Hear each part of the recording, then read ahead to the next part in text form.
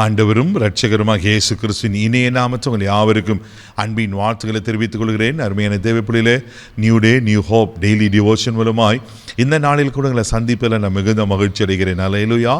இன்றைக்கு கூட கர்த்தர் நமக்கு கொடுக்கிற வார்த்தை என்ன? அப்போஸ்தலர் நடபடிகள் 1 அதிகாரம் 8வது வசனத்தை கூட வாசிக்க கேட்போம். பரிசுத்த ஆவி உங்களிடத்தில் வரும்போது நீங்கள் பலனடைந்து எருசலேமிலும் யூதேயா முழுவதிலும் சமாரியாவிலும் பூமியின் கடைசி பரியந்தமும் எனக்கு சாட்சிகளாய் இருப்பீர்கள் என்றார். அல்லேலூயா. அங்கே சொல்லப்பட்டிருக்கு, பரிசுத்த ஆவி உங்களிடத்தில் வரும்போது நீங்கள் பலனடைந்து. தேவப்பிள்ளையிலே நீங்களும் இப்போ யாருடைய காலத்தில் வாழ்ந்து கொண்டிருக்கிறோம்? பரிசுத்த ஆவி என்னுடைய காலத்தில் வாழ்ந்து கொண்டிருக்கிறோம். அல்லேலூயா. அவர் நமக்குள்ள வாசம் பண்ணுகிற தேவனாக இருக்கிறார். இயேசு 33 ஆண்டுகள் அல்லேலூயா உயிரோடு இருந்து 3 ஆண்டுகள் பிதாவின் சித்தத்தை ஊழியத்தை அழகாக செஞ்சு முடித்து அவர் போகும்போது சொல்லிட்டு பண்ணார், நான் போய் உங்களுக்கு ஒரு தேற்றவாளனை அனுப்புகிறேன் என்று சொல்லி. அவர் தான் பரிசுத்த ஆவியானவர். அந்த பரிசுத்த ஆவி குணத்தில் வரும்போது நீங்கள் பலன் அடைவீர்கள், அங்கே நீங்கள் சாட்சிகளாக இருப்பீர்கள் என்று சொல்லப்பட்டிருக்கு. நான் பார்க்கிறோம் தேவ பிள்ளைகளை. அதே போல் இயேசு பரலோகத்துக்கு எடுத்துக்கொண்ட பிறகு ஆமென் 10 நாட்களுக்கு பிறகு 50வது நாளில் பெந்தேகோஸ்தே நாளில் பரிசுத்த ஆவியானவர் எல்லார் மேலும் 120 பேர் மேலே ஊற்றப்படுகிறது நான் பார்க்கிறோம். ஆமே. இன்னைக்கு நாம் பரிசுத்தமாய் வாழ வேண்டுமென்னா பரிசுத்த ஆவியானவர் மிக மிக அவசியமாக இருக்கிறது. அல்லேலூயா. அவர் அவசியமான அவர் யார்? ஒரு நபர். அவர் நமக்குள்ள வாசம் பண்ணுகிறவராக இருக்கிறார். பழைய ஏற்பாட்டு காலத்தில் பார்த்தீங்கன்னா ஆவியானவர் வருவார், ஒரு மனுஷனுக்குள்ள கிரியை செய்வார், அவன் மூலயமா தன் வேலையை செய்ய வேண்டிய செஞ்சு முடிச்சுட்டு எடுத்துக்கொள்ளப்படுவார், போய்விடுவார். ஆனால் புதிய ஏற்பாட்டில் ஆவியானவர் நமக்குள்ள வாசம் பண்ணுகிறவராக இருக்கிறார். அல்லேலூயா.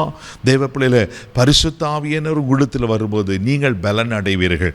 ஏதோ சரீர பிரகாரம் பலன் இல்லை, இது ஆவியின் பலனை நாம் அடைகிறோம். நம்ம ஆவி பலன் அடைகிறத பார்க்குறோம். அதனால தான் எபேசியர் 3:16 கூட நீங்கள் வாசிப்பீங்கன்னா அங்கே அப்போஸ்தலனாகிய பவுல் எபேசிய சபைக்கு இப்படி ஒரு காரியத்தை சொல்லுகிறார். வாசிக்க கேட்போம். நீங்கள் அவருடைய ஆவியினாலே உள்ளான மனுஷனில் வல்லமையாய் பலப்படவும். பாருங்க, நீங்கள் அவருடைய ஆவியினாலே பரிசுத்த ஆவியினாலே உள்ளான மனுஷனில் வல்லமையாய் பலப்படணுமா? ஏன் உள்ளான மனுஷன்? அதுதான் ஆவி மனுஷன். ஆவி மாம்சத்துக்கு விரோதமாகவும் மாம்சம் ஆவிக்கு விரோதமாகவும் ஒன்றை இச்சிக்கிறது. அல்லேலூயா. தேவ பிள்ளைகளே, அப்போது இந்த மாம்சத்தை ஜெயிக்கணும்னா, பாவத்தை ஜெயிக்கணும்னா, இந்த மாம்சத்தின் கிரியைகளை நான் ஜெயிக்கணும்னா எனக்குள்ள ஆமென் ஒரு பலன் வேணும். அவர் தான், அந்த பலன் தான் பரிசுத்த ஆவியான பலன். நான் ஒரு சாட்சியுள்ள வாழ்க்கை வாழணும்னா, இயேசுவை என் வாழ்க்கையில் நான் வாழ்ந்து காட்டினா எனக்கு ஒரு பலன் வேணும். அதுதான் அவர் தான் பரிசுத்த ஆவியானவர். அல்லேலூயா. தேவப்பிள்ளையில அப்போ இந்த பரிசுத்த ஆவியானவர் எனக்குள்ள இருக்கும்போது என்ன செய்வார்? யோவான் சுவிசேஷம் 16 அதிகாரம் 8வது வசனம் இப்படியா சொல்லப்பட்டிருக்கு. வாசிக்க கேட்போம். அவர் வந்து பாவத்தை குறித்தும் நீதியை குறித்தும் நியாய தீர்ப்பை குறித்தும் உலகத்தை கண்டித்து உணர்த்துவார். பரிசுத்த ஆவியானவர் வரும்போது தேவப்பிள்ளையில பாவத்தை குறித்து, நீதியை குறித்து, நியாய தீர்ப்பை குறித்து கண்டித்து உணர்த்துவாரா? அப்போ இந்த பரிசுத்த ஆவியானவர் பலன் எனக்குள்ள இருக்கும்போது பாவத்தை ஈஸியாக நான் ஜெயிக்க முடியும். பரிசுத்த ஆவியானவர் பலன் இருக்கும்போது நான் நீதியான காரியங்களை, பரிசுத்தமான காரியங்களை, ஆமென் சத்தியமான காரியங்களை, இந்த சத்தியத்தில் நடக்கிற ஒரு வாழ்க்கை என்னால் வாழ முடியும். அல்லேலூயா. அப்போ ஆண்டவர் சொல்றாரு, நீங்கள் பரிசுத்த ஆவியின் இடத்தில் வரும்போது நீங்கள் பலன் அடைவீர்கள். தேவ பிள்ளைகளை இன்னும் அநேக நன்மைகள் பரிசுத்த ஆவியின் மூலமாய் நமக்கு அருளப்பட்டிருக்கிறது. அப்போ பரிசுத்த ஆவியானவர் பெற்றுக்கொள்ளுங்க, பரிசுத்த ஆவியனோடு நடங்க, பரிசுத்த ஆவியின் அபிஷேகத்தை பெற்றுக்கொள்ளுங்க, வல்லமையை பெற்றுக்கொள்ளுங்க.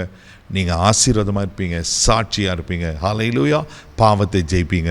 கண்களை மூடி நம்ம ஜெபிக்கலாம். அன்பு தகப்பனே, மக நன்றி சொல்லி துதிக்கிறோம். சோத்திரப்பா, பரிசுத்த ஆவி உங்களிடத்தில் வரும்போது நீங்கள் பலன் அடைந்து சாட்சிகளாக இருப்பீங்கன்னு சொன்னப்பல ஆண்டவரே, பலத்தால் நிரப்புங்கப்பா.